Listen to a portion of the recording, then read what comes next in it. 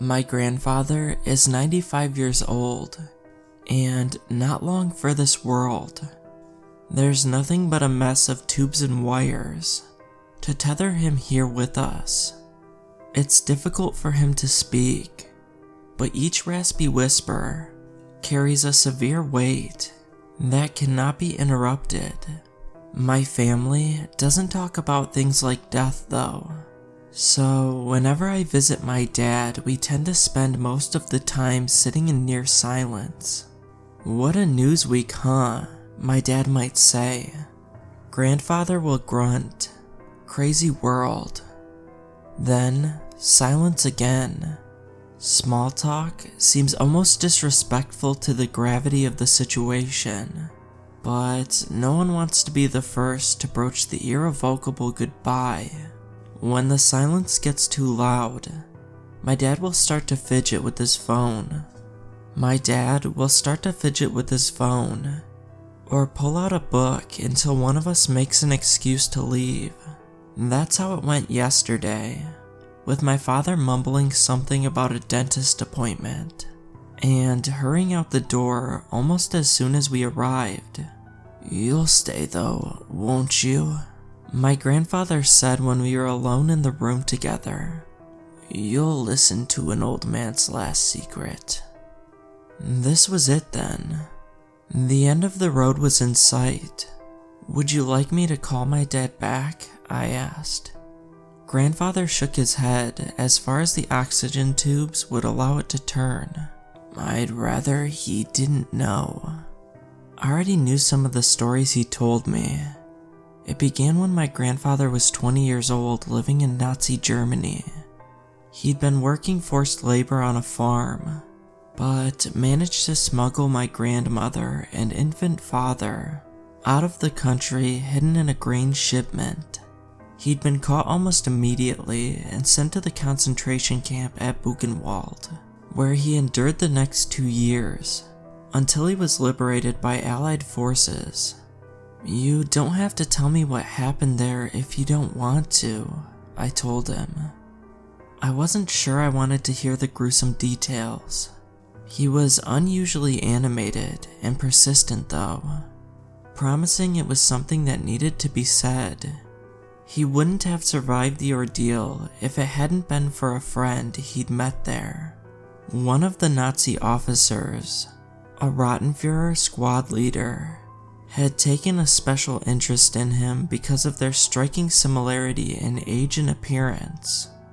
The two would sit on either side of a barbed wire fence and swap stories about their childhood. My grandfather would talk about my grandmother, how beautiful she was and how he wouldn't give up until he found her again. The SS officer had never been intimate with a woman. He became enraptured with my grandfather's tales of romance, and the two became close friends despite the circumstances. The officer twice spared my grandfather's name from work assignments. That meant certain death, and he'd often slip extra rations through the fence, which my grandfather would then distribute to other prisoners. It wasn't a good life, but it was life, and that was good, Grandfather said. Things changed as the war began drawing to a close. The Nazi officers became increasingly paranoid and desperate as the Allied forces moved in. It became common practice for lower-ranking officers to be held as scapegoats when impossible work orders were not met. Besides that, the rumor that the Rottenführer was protecting my grandfather put him in a dire position with his own officers. Faced between protecting my grandfather and his own hide, the Rottenführer signed the order for my grandfather to be sent to a nearby armaments factory. 18-hour workdays, starvation rations, no medical attention. The factory might as well have been a death sentence. The 3-month survival rate was less than 50%. In the name of love, my grandfather pleaded, let him survive to find her again. She was waiting for him in America.